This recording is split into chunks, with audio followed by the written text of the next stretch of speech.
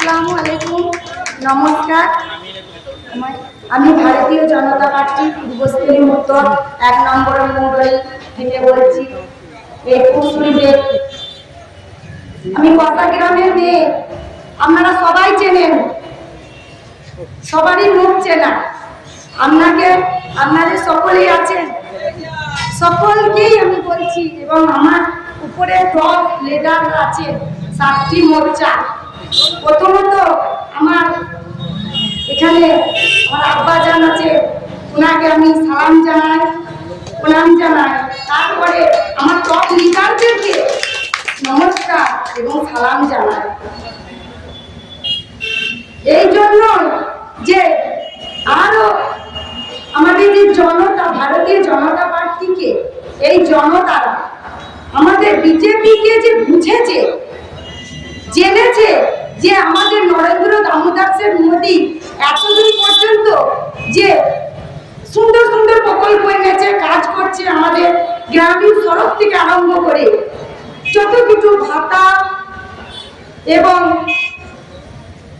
সবকিছুই আমাদের কেন্দ্র থেকে আসে।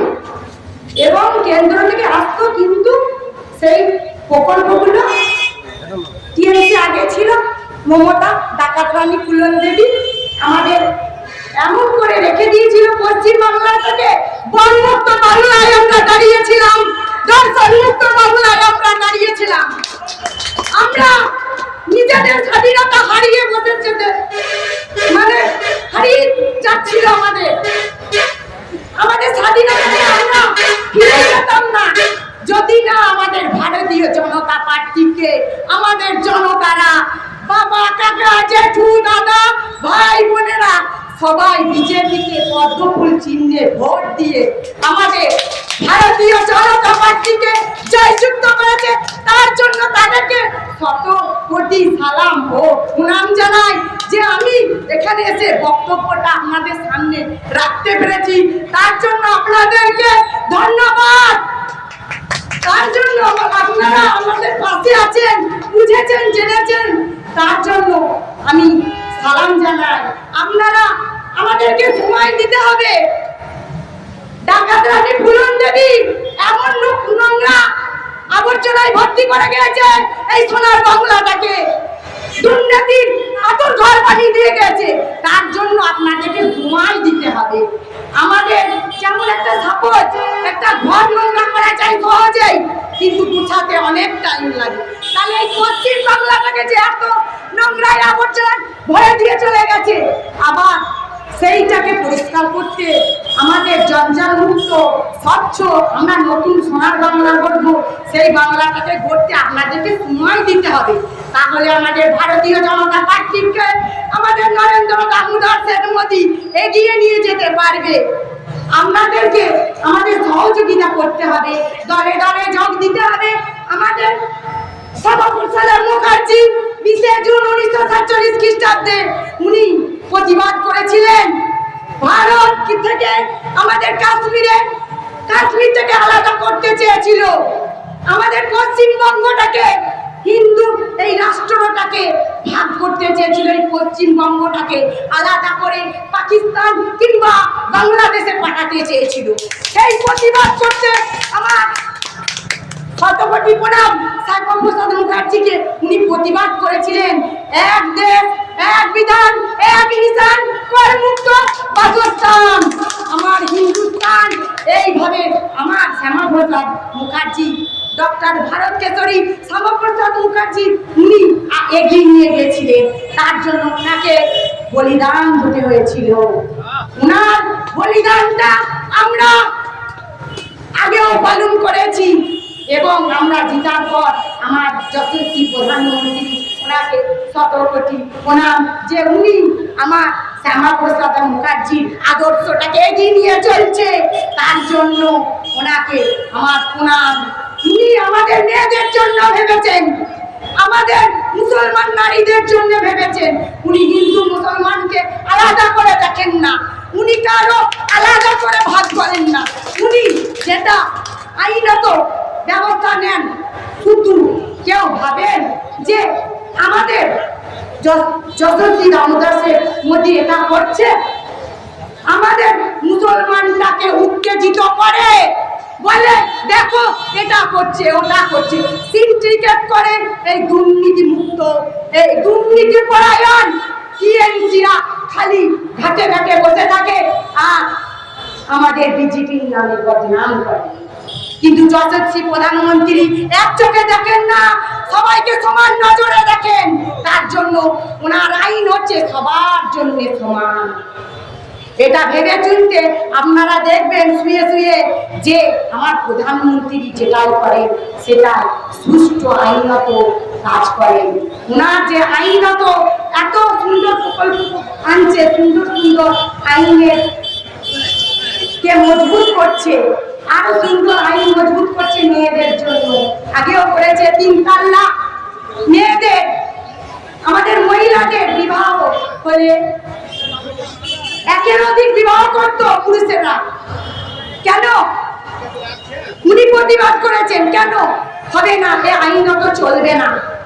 যেমন সবাই আমাদের হিন্দু দাদা বোনেরা কাকেরা প্রথম যেটা বিবাহ করেন তাকে নিয়ে সংসার করেন, সেই মতো যে একটাই স্ত্রী হবে তার একটাই, দ্বিতীয় কোনো স্ত্রী হবে না, তাকে নিয়ে সুষ্ঠুভাবে সংসার করো। ওই জন্য আমাদের 3 তালাক প্রথাটা বেঁধে, এর জন্য ওনাকে আমি ধন্যবাদ জানাই যে আমাদের মহিলাদের কথাটাও ভেবেছে। উনি অনেক কিছু প্রকল্প নিয়ে এসছেন, সব প্রকল্পের কথা আমাদের টপ লিডাররা বলবে। আজ আমাদের বাংলা সোনার বাংলা, এই বাংলাকে শান্তিময় করবো, আমরা শান্তিতে ভরিয়ে দেবো। আপনারা খালি জনতারা আমাদের ভারতীয় জনতা পার্টিকে সাহায্য করবেন, হাত বাড়িয়ে দেবেন, যোগ দেবেন, যাতে আমরা কাজ করতে সহযোগিতা পাই আপনাদের জন্য, যে আমরা সব কিছু আপনাদেরকে আমরা প্রকল্পের সুবিধা সুযোগ দিতে পারি। এর আগে 4টে কাজ আরম্ভ হয়ে গেছে, দেখেছেন আপনারা।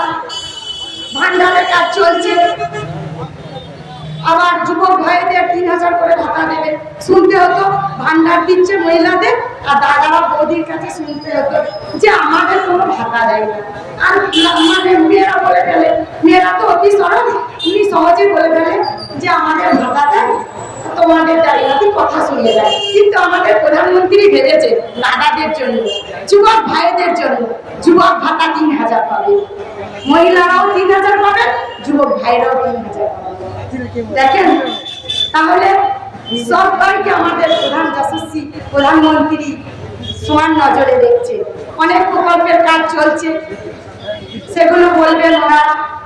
আর একবার বলি, আমাদের ইতিহাসে স্বর্ণাক্ষরে যদি লিপিবদ্ধ হয় তাহলে আমাদের যশস্বী দামোদর মোদী প্রধানমন্ত্রী মহাশয়, উনি স্বর্ণ অক্ষরে লিখিত হবে।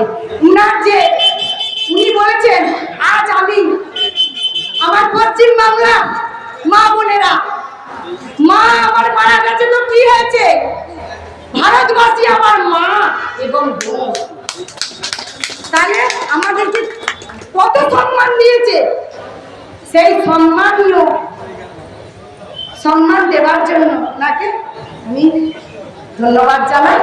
এবং আপনাদেরকে যথাযথ স্থানে দাদু কাকু জেঠুরা ভাইরা ছোট বোনেরা আছেন, আমার টপ লিডার দেবু কাকু আছে, সঞ্জীব হাজরা মহাশয় আছে, সকলকেই আমি যথাযথ স্থানে প্রণাম ও সালাম জানিয়ে আমার বক্তব্য শেষ করলাম।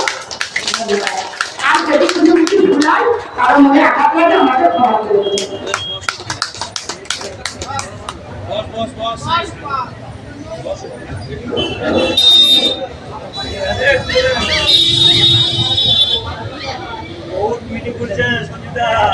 খুব সুন্দর বক্তব্য আমাদের কাছে তুলে ধরলেন আমাদের মন্ডলীরই সম্পাদিকা প্রাক্তন সভানেত্রী কোষাগ্রামেরই বাসিন্দা।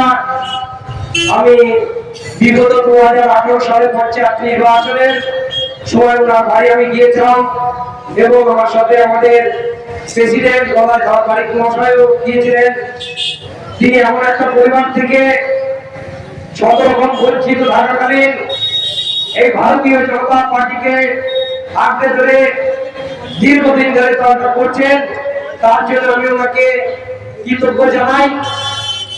এরপর আমাদের সকলের প্রিয় সুবক্তা, কাজের কাছের মানুষ, আমার এই দাদা, তিনি মন্তেশ্বরের বাসিন্দা, তরিৎকান্ত রায় মহাশয়কে ওনার অমূল্য বক্তব্য আপনাদের সামনে তুলে ধরার জন্য আহ্বান করছি।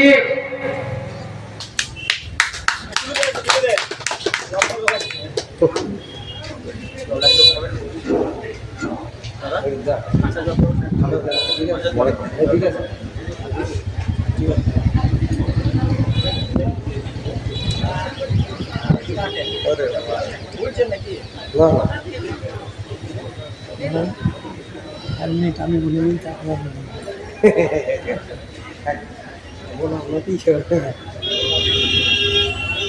আমাদের শ্রদ্ধেয় নেতা মাননীয় তরিৎকান্তি রায় মহাশয়ের সামনে আমি মাথায় যে তাজ পরে আছি, এই তাজ হচ্ছে সম্মান, তাই আমার তাজ ওনার মাথায় পরিয়ে দিয়ে আমি ওনাকে সম্মানিত করতে চাই। আপনারা একটু হাততালি দিয়ে ওনাকে সম্মান জানাবেন।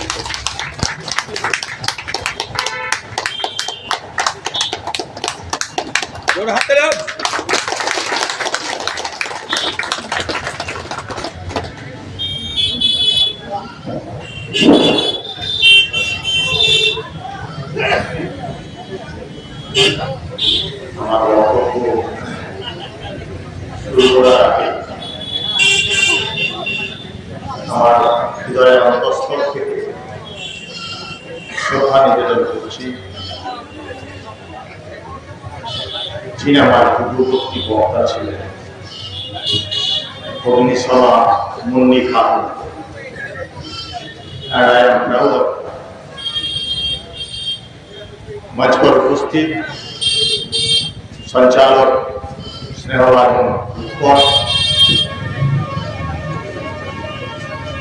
বহুদিন ধরে বহু রজনী, বহু রাত্রি, বহু দিবস যার সঙ্গে কাটিয়েছি, পথ চলার সাথী দেবুদা, এখানে আজকে যে অর্গানাইজেশনটা মূলত দেখে সঞ্জীব, কিছুক্ষণ আগে ছিলেন মন্ডল সভাপতি মনোজ গৌতম, আর যার কথা না বললেই চলে না, গলায় সে দিনগুলোর কথা মনে করে এক কাপ চা নিয়ে কাঁদতে কাঁদতে বৈঠকে ঢুকছেন গলায়,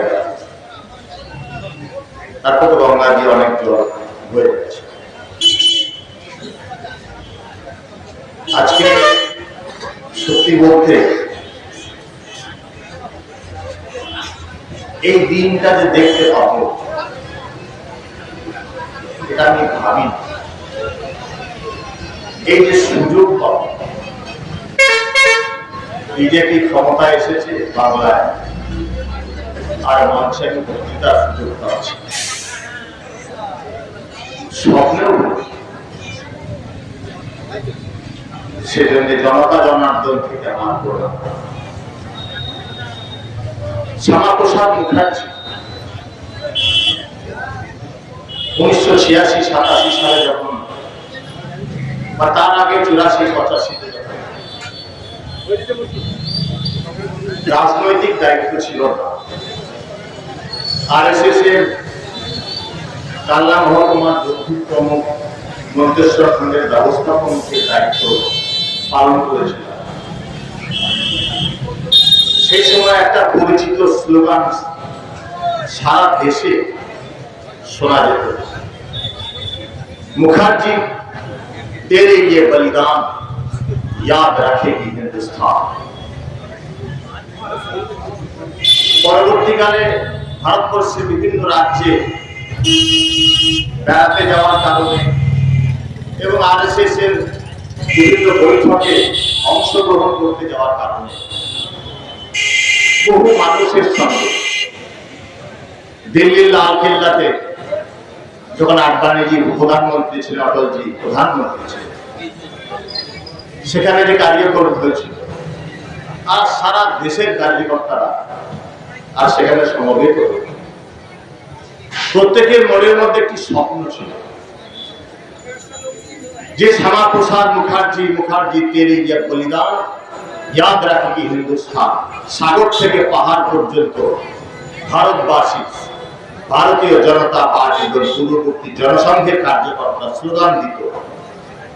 তাদের মনে দুঃখ ছিল যে বাংলা থেকে যাত্রা শুরু হয়েছিল, সে বাংলায় কেন জনসংঘ, সেই বাংলায় কেন আজও বিজেপির অধরা। আর সমগ্র হিমাচল জনসংঘ এবং পরবর্তীকালে ভারতীয় জনতা পার্টির কার্যকর্তা মনে মনে স্বপ্ন দেখতেন যে কবে বাংলায় ভাগোয়া ধ্বজ উঠবে, কবে বাংলায় কমর খিলেগা। এই স্বপ্ন দেখছে। আর বহুত পীড়ি অনেক পুরুষ চলে গেছে আমাদের ছেড়ে, কিন্তু প্রত্যেকের মধ্যে এই স্বপ্ন ছিল বাংলায় কবে ভাগোয়া উঠবে, বাংলায় কবে পদ্মফুল মেলা হবে। আজকে যে বাংলায় ভারতীয় জনতা পার্টি 21 সালের নির্বাচনে, 19 সালের লোকসভা নির্বাচনে, বিশেষ করে 21 সালের নির্বাচনে প্রত্যক্ষভাবে কনভেনার এবং ইলেকশন এজেন্ট হিসাবে কাজ করার সময়, এবং এই বিগত যে নির্বাচন, সেই নির্বাচনে মন্তেশ্বর বিধানসভায় ইলেকশন এজেন্ট এবং কনভেনার হিসেবে কাজ করার সময় ভারতবর্ষের বিভিন্ন প্রান্ত থেকে আসা যে সমস্ত বিশিষ্ট বরিষ্ঠ কার্যকর্তার সঙ্গে সাক্ষাৎ হয়েছে, বিভিন্ন রাজ্যের এমপি, বিভিন্ন রাজ্যের মন্ত্রী, কেন্দ্রীয় অধিকারী, প্রত্যেকের সঙ্গে যখন বৈঠকে মিলিত হয়েছি, তাদের প্রত্যেকের চোখ ছলছল করত, প্রত্যেকের পিঠে হাত দিয়ে বলতো যে রায়জি আয়েগা তো ভাজপা আয়েগা। আমি তাদের প্রণাম করে বলতাম জরুর আয়েগা। এই যে পুরো স্বপ্ন নিয়ে গোটা দেশ, গোটা হিন্দুস্তান বাংলার কোণে কোণে ঝাঁপিয়েছিল বাংলার মুক্তির জন্য, বাংলার জনতা জনার্দন দুহাত ভরে আশীর্বাদ করে ভারতীয় জনতা পার্টিকে বাংলার তখ্তে তাউসে বসিয়েছেন। তার জন্য সকলের চরণে শত কোটি প্রণাম আমরা নিবেদন করছি। শ্যামাপ্রসাদ মুখার্জি আজকে ভারতবর্ষের প্রধানমন্ত্রী এসেছেন 20 জুন পশ্চিমবাংলা বঙ্গ দিবসে তারকেশ্বরের পুণ্যভূমিতে। কেন তিনি তারকেশ্বরের পুণ্যভূমিকে বেছে নিলেন? 1947 সালের 4 এপ্রিল শ্যামাপ্রসাদ মুখার্জির নেতৃত্বে হিন্দু মহাসভার একটি সভা হয়েছিল, আর সেখানে দেশ স্বাধীনতার পূর্বে সুরাবর্তী সরকার বাংলায় ছিল এবং British divide and rule policy করে বাংলাকে হিন্দু মুসলমানে বাটোয়ারা করে গোটা বাংলা এবং আসাম, যার তখন নাম ছিল কামরূপ, এবং উড়িষ্যার কিয়দংশ পুরোপুরি আর পাকিস্তানে পাঠানোর জন্য মাউন্ট ব্যাটেনের যে পরিকল্পনা, সেই পরিকল্পনাকে চূড়ান্ত রূপ দিয়েছিল। এবং সেই সময় ইংরেজের ষড়যন্ত্রে আনুপাতিক ভিত্তিতে আর আইনসভার প্রতিনিধি নির্বাচনের যে পদ্ধতি, সেই পদ্ধতিতে দেখা গিয়েছিল মুসলিম লীগের যারা প্রতিনিধি তাদের সংখ্যা হিন্দুর থেকে বেশি ছিল, কংগ্রেসের ছিল, আর হিন্দু মহাসভার একজন সদস্য ছিলেন মাত্র। আর মার্ক্সবাদী কমিউনিস্ট পার্টি, তখন মার্ক্সবাদী হয়নি, কমিউনিস্ট পার্টি রতনলাল ব্রহ্ম সহ 2 জন ছিলেন, তারা হিন্দুই ছিলেন। শ্যামাপ্রসাদ মুখার্জি বুঝতে পেরেছিলেন এই গোটা পশ্চিম বাংলা এবং আসাম যদি পাকিস্তানে চলে যায়, পূর্ব পাকিস্তানে চলে যায়, তাহলে সমূহ বিপদ হিন্দুদের। নিরাপত্তা নিয়ে বসবাস করা অসম্ভব, নরসংহার শুরু হবে, হিন্দু রমণীদের অত্যাচার শুরু হবে, গ্রামের পর গ্রাম আগুন জ্বলবে, হিন্দু সমাজ পথে পথে ঘুরে বেড়াবে। আর তাকে আর মৃত্যুর 3 দিন আগে ভারত সেবাশ্রম সংঘের প্রতিষ্ঠাতা আচার্য স্বামী প্রণবানন্দজি মহারাজ বালিগঞ্জের আশ্রমে লোক মারফত শ্যামাপ্রসাদকে আহ্বান করে বলেছিলেন, আমার সময় নেই, তুমি আমার সঙ্গে একদিনের জন্য দেখা করো। শ্যামাপ্রসাদ মুখার্জি ভারত সেবাশ্রম সংঘের আশ্রমে গিয়েছিলেন এবং স্বামী প্রণবানন্দজি মহারাজ তার গলার মালা শ্যামাপ্রসাদের গলায় পরিয়ে দিয়ে বলেছিলেন, আমি দেখতে পাচ্ছি পথে ঘাটে হিন্দুরা মারা যাচ্ছে, হিন্দুদের বাড়ি ঘর দর জ্বলছে, এক ভয়াবহ অবস্থা আমি দেখতে পাচ্ছি, এদের উদ্ধার করার কেউ নেই। আমি আমার গলার মালা তোমার গলায় পরিয়ে দিচ্ছি, আমার আয়ু আর বেশি দিন নেই, এই বাংলাকে রক্ষা করো, হিন্দু সমাজকে রক্ষা করো। প্রণাম করে সেদিন কথা দিয়েছিলেন শ্যামাপ্রসাদ, বাংলার বাদ আশুতোষ মুখার্জির সুসন্তান শ্যামাপ্রসাদ কথা দিয়েছিলেন, বাংলার হিন্দুকে রক্ষা করার জন্য যদি প্রাণ বলিদান দিতে হয় তাও যাচ্ছা, তবু এ বাংলাকে পূর্ব পাকিস্তানের অংশ আমি হতে দেব না। তারপরে তারকেশ্বরের মাটিতে পরপর 3 দিন অধিবেশন করে তামাম বাংলা এবং আসামের হিন্দু নেতৃত্বকে একজোট করে বুঝিয়েছিলেন, বাংলাকে কোনোভাবেই যেন পূর্ব পাকিস্তানে না যাওয়া যায়, তার জন্য প্রয়োজনীয় সব পদক্ষেপ আপনারা করুন। সেই সময় ইন্ডিয়ান স্ট্যাটিস্টিক্যাল ইনস্টিটিউটের যিনি দায়িত্বে ছিলেন বিখ্যাত বিজ্ঞানী প্রশান্ত চন্দ্র মহালনবিশ, তার কাছে উনি গেলেন শ্যামাপ্রসাদ মুখার্জি। তিনি ছিলেন একজন পরিসংখ্যানবিদ বৈজ্ঞানিক। তাকে বললেন, হিন্দু জনসংখ্যা বিশিষ্ট ভারতবর্ষের জেলাগুলিকে বেছে নিয়ে পুরো একটি মানচিত্র আপনি তৈরি করুন বৈজ্ঞানিক পরীক্ষা এবং বৈজ্ঞানিক ক্যালকুলেশনের ভিত্তিতে। 3 দিনের প্রচেষ্টায় প্রশান্ত চন্দ্র মহালনবিশ আর পুরো ভারতবর্ষের যে সমস্ত জেলা হিন্দু অধ্যুষিত তার একটি মানচিত্র তৈরি করলেন এবং এতই অকাট্য সেই মানচিত্রকে নস্যাৎ করার মতো ক্ষমতা ব্রিটিশের ছিল না। মাউন্ট ব্যাটেন যখন এই যে পরিকল্পনা করছেন দেশভাগের, শ্যামাপ্রসাদ মুখার্জি প্রশান্ত চন্দ্র মহালনবিশকে নিয়ে সেই বৈঠকে হাজির হয়েছিলেন এবং সেই ম্যাপ ফেলে মানচিত্র ফেলে দেখিয়েছিলেন যে যে সমস্ত জেলা হিন্দু অধ্যুষিত সেই সমস্ত জেলা কখনোই পাকিস্তানের অন্তর্ভুক্তি হবে না। যুক্তি দ্বারা লজিক্যালি তিনি এমন ভাবে বুঝিয়েছিলেন, ব্রিটিশের ভাইসরয় মাউন্ট ব্যাটেন আর তার সঙ্গে যে র্যাডক্লিফ যিনি ছিলেন তিনি মানতে বাধ্য হয়েছিলেন। তাই পূর্ব পাকিস্তানের কবল থেকে বাংলা, কাছাড়, কামরূপ এবং এই যে পুরো জেলা, এই জেলা পূর্ব পাকিস্তানের হাত থেকে ছিনিয়ে আনতে পেরেছিলেন তার যুক্তির মাধ্যমে। বন্ধুগণ, সেই ইতিহাস গত 34 এবং 15-39 বছর তার আগেও কংগ্রেস আমলে বাঙালি হিন্দুকে কেউ বলেনি।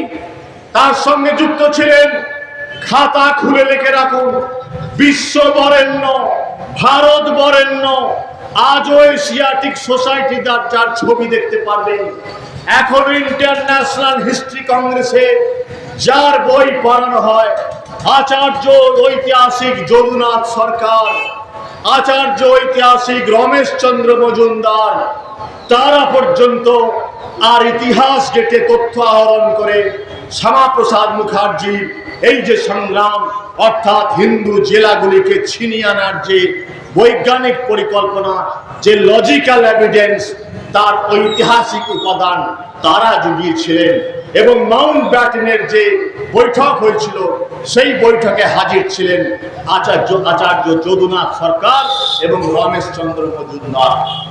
সারা বিশ্ব যে যদুনাথ সরকার এবং রমেশ মজুমদারকে বিশ্ব ইতিহাসের এক নক্ষত্র বলে স্টার হিসাবে মেনে নিয়েছিল, বেদনার কথা আজকে ভারতবর্ষে ইরফান হাবিব, রমিলা থাপারের মতো বামপন্থী ঐতিহাসিকদের চাপে, জওহরলাল নেহরুর মূর্খামির কারণে তাদের যে ঐতিহাসিক সনদ, তাদের যে গবেষণা ঐতিহাসিক, তা ভারতবর্ষের সিলেবাসে ঐতিহাসিক পাঠ্যক্রম থেকে বাদ দেওয়া হয়েছিল। প্রাচীন ভারতবর্ষের যে গৌরব গাথা, বিক্রমাদিত্য থেকে চাণক্য, কনিষ্ক থেকে অশোক, সে ভারতবর্ষ একদিন, ভারতবর্ষ সারা পৃথিবীর প্রায় অর্ধেক অংশ জম্মু দ্বীপের অধীনে গোটা ভারতবর্ষ হিন্দু সাম্রাজ্যধীন ছিল, সেই গৌরবের কাহিনী ইতিহাস থেকে বাদ দিয়ে দেওয়া হয়েছিল। বলা হয়েছিল আর্যরা ভারত থেকে এসেছে, ভারতের বাইরে থেকে এসেছে, ভারতবর্ষ দখল করেছে। যুক্তি এবং প্রমাণ দিয়ে যদুনাথ সরকার, রমেশচন্দ্র মজুমদার তা অপ্রমাণ করেছিলেন। আজও ইতিহাসে পড়ানো হয় যে যদুনাথ সরকারের যে তত্ত্ব বাতিল করে দিয়ে আর আর্যরা নাকি বহিরাগত। এনসিআরটি যে বাবা ভারতবর্ষের যে ন্যাশনাল এডুকেশন পলিসি 2020 তার অধীনে ভারতবর্ষের সমস্ত জায়গায় ইতিহাসকে পরিবর্তন করা হয়েছে। দুঃখের বিষয়, বাংলায় 2026 সালের মে মাসের আগে পর্যন্ত সেই অন্যায় ইতিহাস, অত্যাচারীদের ইতিহাস, নির্যাতনকারীদের ইতিহাসও এখনো পড়িয়ে চলা হচ্ছে। আজকে বাংলার মানুষের কাছে বিজেপি ক্ষমতায় আসার ফলে ভারতবর্ষের প্রকৃতি ইতিহাস, বাংলার প্রকৃতি ইতিহাস, কেন 20শে জুন আজকে পশ্চিম বাংলা দিবস তা বলার আমরা সুযোগ পেয়েছি। মানুষের কাছে প্রকৃত সত্য ইতিহাস তুলে ধরার সুযোগ পেয়েছি।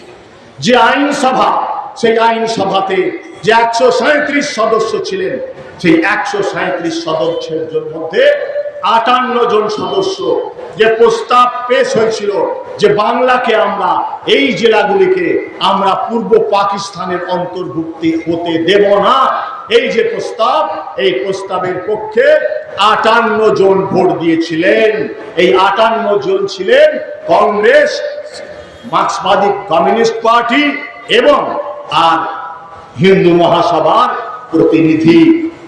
মার্ক্সবাদী কমিউনিস্ট পার্টি, এই শতরূপ ঘোষের ইন্টারভিউ দেখছিলাম, তিনি অস্বীকার করছেন যে না, কমিউনিস্টরা আর কি আর এই বাংলা ভাগের পক্ষে ভোট দেননি। এবিপি আনন্দের গলার শির খুলিয়ে তিনি বলেছিলেন। তিনি একটু বেশি বকেন, কিন্তু বিধানসভার কার্যবিবরণী এবং ইতিহাস পড়েন না। আমাদের শ্রমিকদা, তিনি দায়িত্বহীন ভাষায়, যিনি আমাদের বর্তমান রাজ্য সভাপতি, অত্যন্ত পণ্ডিত মানুষ, আর বিধানসভার আর যে কার্যবিবরণী তার প্রসঙ্গ উল্লেখ করে পরিষ্কারভাবে প্রমাণ করেছিলেন যে শ্যামাপ্রসাদ মুখার্জির অনুরোধে কমিউনিস্ট পার্টির যিনি সদস্য ছিলেন রতনলাল ব্রহ্ম, তিনিও আর শ্যামাপ্রসাদ মুখার্জির অনুকূলে এই বাংলাকে ভাগ করে ভারতবর্ষে আনার যে প্রস্তাব বিধানসভা আইনসভাতে, তার পক্ষে ভোট দিয়েছিলেন। আর এই 58 জনের ভোটের কারণে, সংখ্যাগরিষ্ঠ ভোটের কারণে সেদিন আর এই আইন, বাংলার আইনসভা, যা কিনা সুরাবর্দির নেতৃত্বে মুখ্যমন্ত্রী ছিলেন সেই সময়, ব্রিটিশ ভারতবর্ষে পরিচালিত হতো, সেই সময় পাশ হয়ে গিয়েছিল। আর সেই দিনটা ছিল 20শে জুন। সেদিনই সুরাবর্দি এবং যিনি ভারত ভাগের নায়ক মোহাম্মদ আলী জিন্না বুঝতে পেরেছিলেন যে শ্যামাপ্রসাদ মুখার্জি বুদ্ধিমত্তার সঙ্গে অত্যন্ত কৌশলে গোটা বঙ্গপ্রদেশ এবং আসামের 3টি জেলাকে ছিনিয়ে আনলেন পূর্ব পাকিস্তান থেকে। যখন বুঝলেন এটা আইনি ধাপা পড়ে গেছে, স্ট্যাম্প পড়ে গেছে, তখন তারা চাল চাললেন। কি চাল চাললেন? জিন্না আর সুরাবর্দিকে বললেন যে আপনি বলুন যে বাংলা যদি পুরোপুরি